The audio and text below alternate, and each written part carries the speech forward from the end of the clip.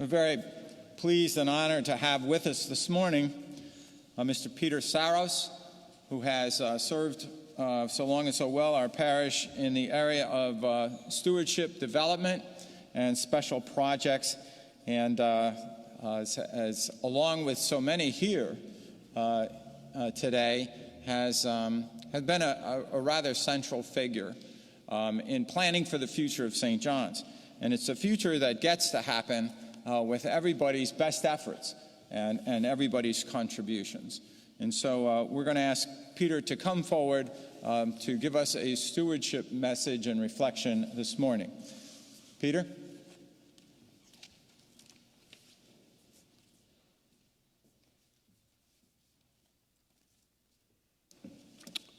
What a difference 2 years makes.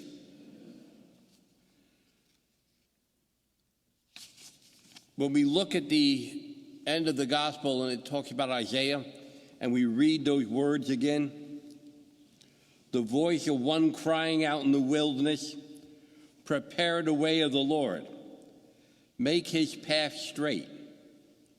Every valley shall be filled, and every mountain and hill shall be made low, and the crooked shall be made straight, and the rough ways made smooth, and all flesh shall see the salvation of God. God's not saying we're going to go back to the way we were. God is a change agent, an empowering agent. Life the way it was will probably not be that again.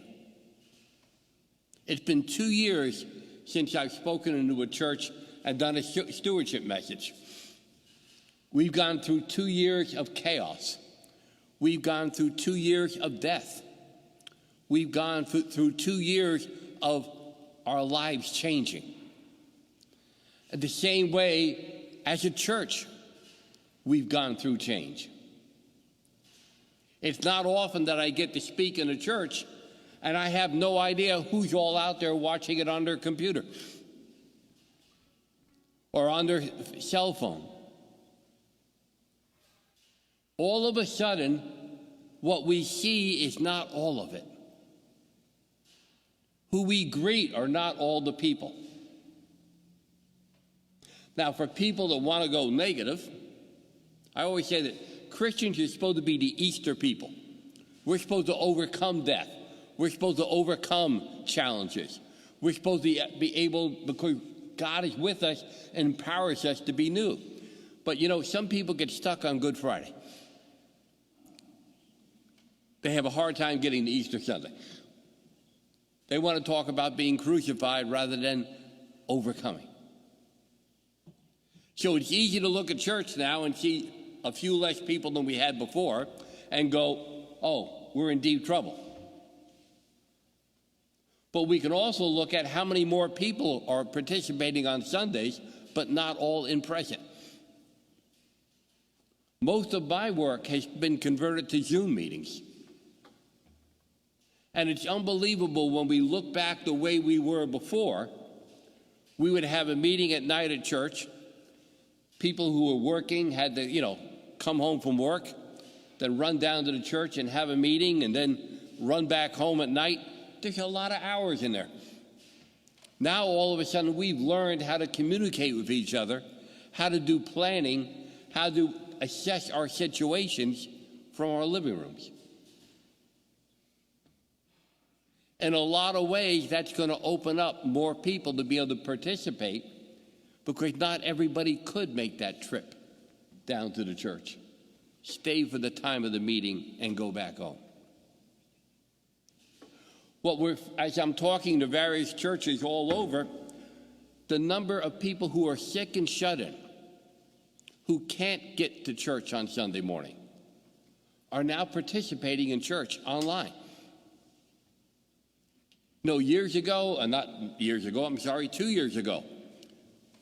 once you became disabled to be able to be on Sunday morning, normally the priest would visit you with communion. but you missed all the relationships. You missed all the community that you've been part of for decades. All of a sudden, you're yanked out. Now, you're here on Sunday morning. People who work, maybe work a night shift and can't be here on Sunday morning, now can be online. And it's funny, there are so many people that are now at work, and while they're working, they got the church service online. I get calls about that all the time. We have been opened up new doors. We've had to jump ahead technologically 10 years from where we were. We have all new possibilities on how church can minister, on how people can participate. We have new people coming to church on Sunday.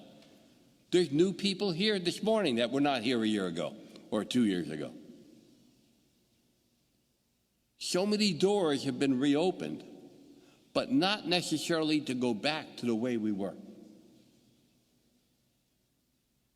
I mean, God talks about filling up the valleys, lowering the mountains. That's change. We have all kinds of potentials that we've never had before. And in a way, we were forced to figure out how to do it. It would have taken 10 years of planning and meetings to figure out what can we do. How are we going to get more people in church? How are we going to do this? How are we going to do that? God is a change agent. And God has given us abilities to take a look at the messengers. And what I mean by the messengers is what's happening out there in life, and figure out how to be a Christian. Figure out how do we spread the word of God. I guess this week, cameras and all are going to be installed in the church so that you can expand your online communication to people who can't be here. And the other funny part is there's people who have left years ago, moved, are now going back to their home church because they can do it online no matter where they are. I always look at it, what online has done is opened us up to the world. It means that no matter where in the world, if you have any kind of a connection, you can be part of this church. But it means we have to change. A lot of churches, especially suburban churches, the school districts have so many activities for kids that once people became a teenager, they could seldom make it on Sunday because there were so many sports programs. And they had to, be at a practice or be at a game rather than being in church. So a lot of times we were losing any communication with young people after about age 12. One of the churches that I'm working with, they started a virtual teen program. On Mondays and Thursdays nights from 7 to 9, teenagers, not only teenagers in the church, but teenagers in the community, call in on a Zoom line, and they have activities together. They play games together. They have discussions over issues together. During the worst part of the pandemic, when the schools were closed, this wound up to be a way for them to have some fellowship. And then every once in a while, depending on how the pandemic was going at the time, we went to a Yankee game as a group together. So they had a chance to be able to make contact. But that virtual teen program can become a model of how we do youth group work and how we can bring people in from outside the church and have them part of the ministry. And they don't all talk about God all the time. They're talking about a lot of the issues that they're going through in life. But that was a new opportunity that came up that we would have never looked at before. It was just like, how would we ever get to teenagers?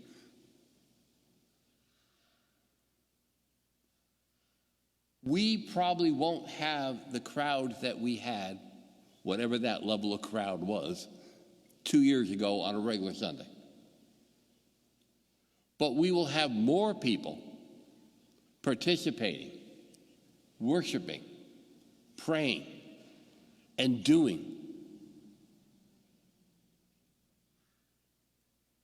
We have to find ways to communicate. We have to find ways to encourage people to be involved. We have to find ways to fill the valley and lower the hills and form the new church. A lot of really great things are happening here. Many of you know, obviously, the parish house and the discussions about the apartments, the 14 studio apartments.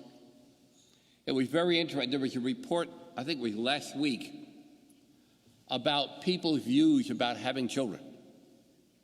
And something like 40% of people, younger people, were saying they're not necessarily into having children.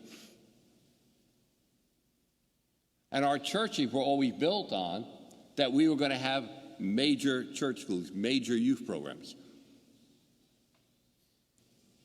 That's not necessarily where people are going to. The 14 studio apartments that are proposed for the parish hall will take care of people who may be single or couples without kids and give them affordable housing.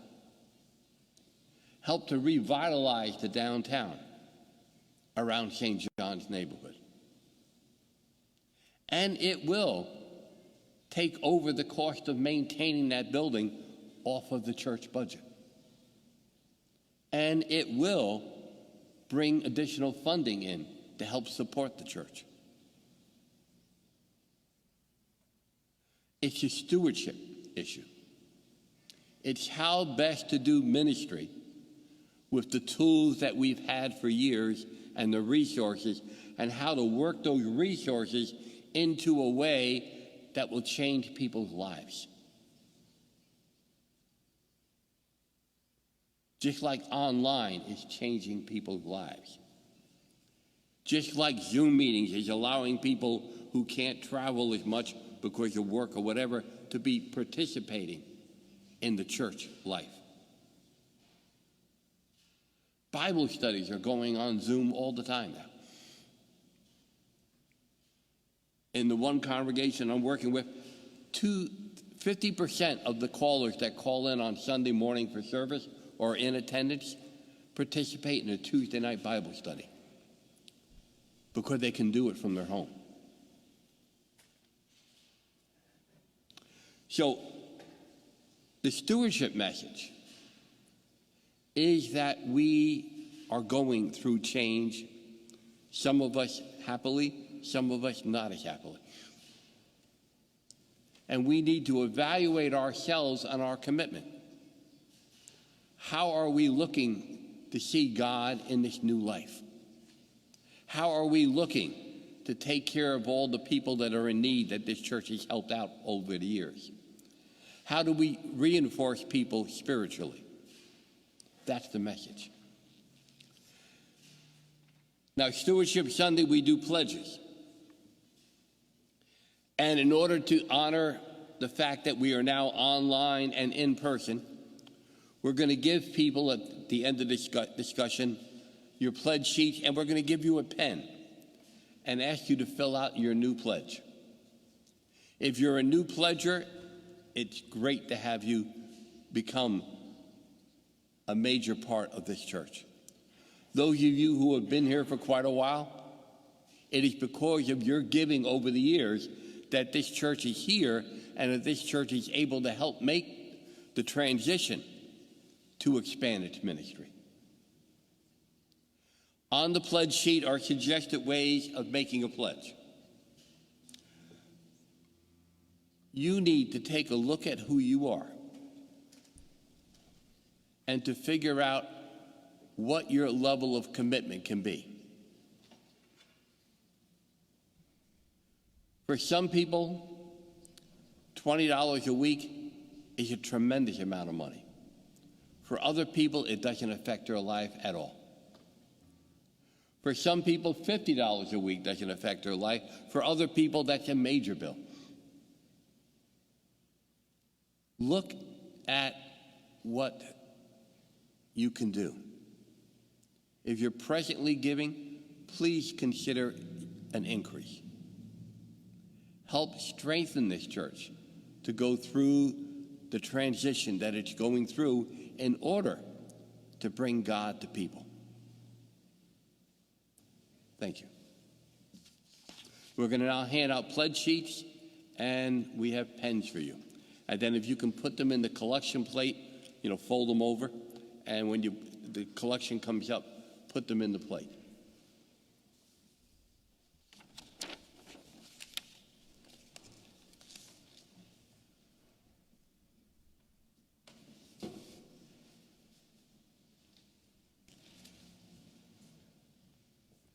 I have to go through my transition. For those of you who are online, the pledge sheets will be on the website as of tomorrow, and we invite you to join in on becoming a contributor of the church and strengthening the ministry. Thank you.